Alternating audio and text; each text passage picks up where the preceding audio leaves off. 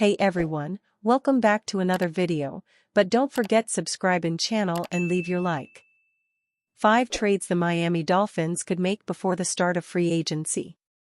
Free agency is less than a month away. Chris Grier has a lot to do in the meantime, and he could look to make some phone calls to help fix the holes on the Miami Dolphins roster. The Dolphins' biggest problem areas are safety and along the interior of the offensive line.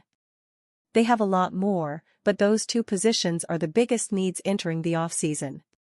Whether the Dolphins are trying to move players off their own roster or bring players in from another team, they need to keep turning over the rocks to find value where they can. Here are some trades Grier and company can swing before free agency opens up next month. Matthew has been one of the best safeties in the NFL since he was drafted, but his time in the league is winding down. He is under contract with the Saints, who may not want to pay his high salary this year. More likely a post-June 1st trade, the Dolphins would be able to work this out after free agency and the draft, already knowing if they need more help at the position. The veteran has missed one game over the last 5 seasons but is 3 years removed from his last Pro Bowl. If Miami can swing a deal, it could be a cheap move that helps both the Dolphins and the Saints. The former 2021 first-round pick has not been good for the Giants. While he is much better in run protection, he is bad in pass protection. That may not be good for the Dolphins, but in his NFL career the last 3 years, he has played tackle. At Alabama he was a pretty good guard, and that is one of the reasons the Giants took him in round 1. Trading for Neal would cost Miami little, but he has a history with Tua at Alabama. It might be worth a swap of late-round picks to see if he can move inside. Pratt is more likely going to be a little more expensive than Grier wants to pay, but he led the Bengals in tackles last season and is a physically menacing linebacker. The Dolphins need more players like Pratt on defense, and he would pair well Jordan Brooks. Chances are, Pratt would cost Miami a mid-round draft pick, but other teams will be making offers, and that will drive his compensation up. Add to that the likelihood he wants a new deal ASAP, and this one isn't likely going to happen despite the need and the fit. When the draft is in the rearview mirror, and free agency has dried up, teams that failed to address certain positions could look to make moves prior to the start of training camp. This is where Chubb could come into play. First, the Dolphins would need to wait until the 1st of June to save the most money. A pre-June 1 trade would save only $1.27 million, while after June 1st, that number jumps to $19 million. Will Chubb draw interest, given the fact he missed all of last season? He should, but the money will be the biggest concern for teams, depending on how it all breaks down. Phillips has more value to the Dolphins than not being on their roster. That isn't the question. His future in Miami is.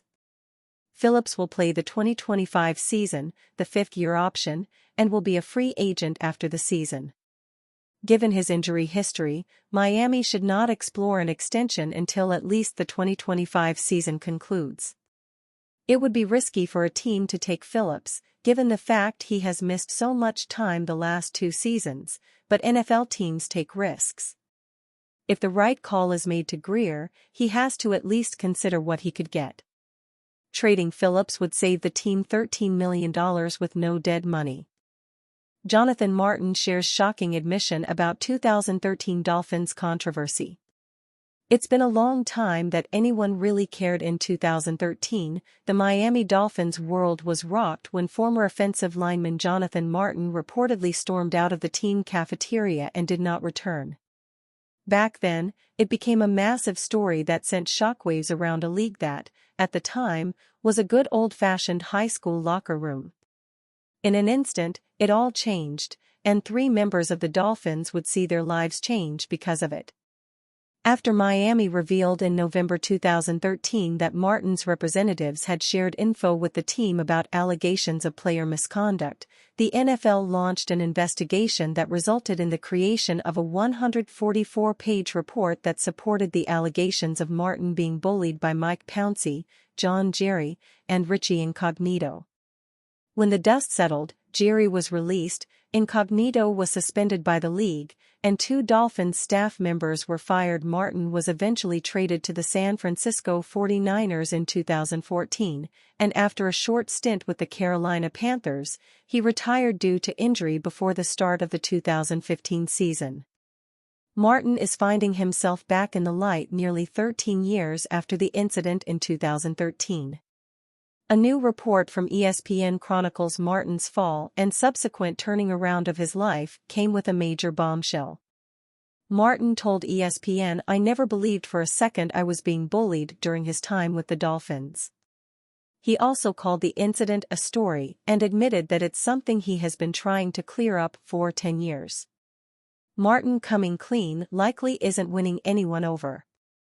His lack of integrity is something that had a big impact on the rest of Incognito's career.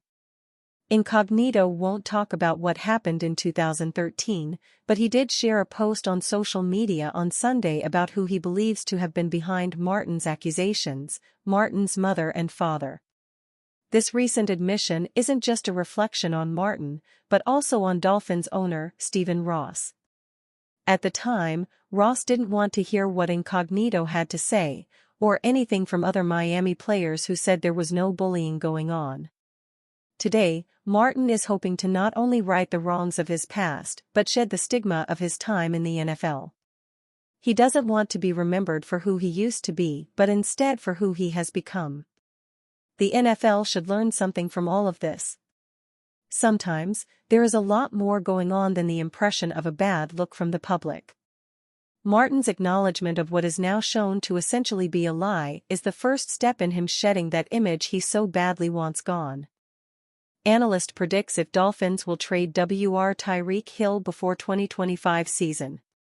Wide receiver Tyreek Hill seems eager to stay with the Miami Dolphins even though he subbed himself out of Miami's regular season finale against the New York Jets on January 5 and later told reporters he was out. For a piece published Monday, NFL analyst Bill Barnwell of ESPN shared whether or not he thinks the Dolphins could trade Hill before Week 1 of the 2025 season arrives. The 30-year-old is due $28.7 million in 2025, with just under $27 million of that money guaranteed, but the only amount due in March is a $1 million roster bonus, Barnwell said about Hill. Hill is probably worth more to the Dolphins than he is to any other team, given how heavily they rely on their receivers to create big plays after the catch.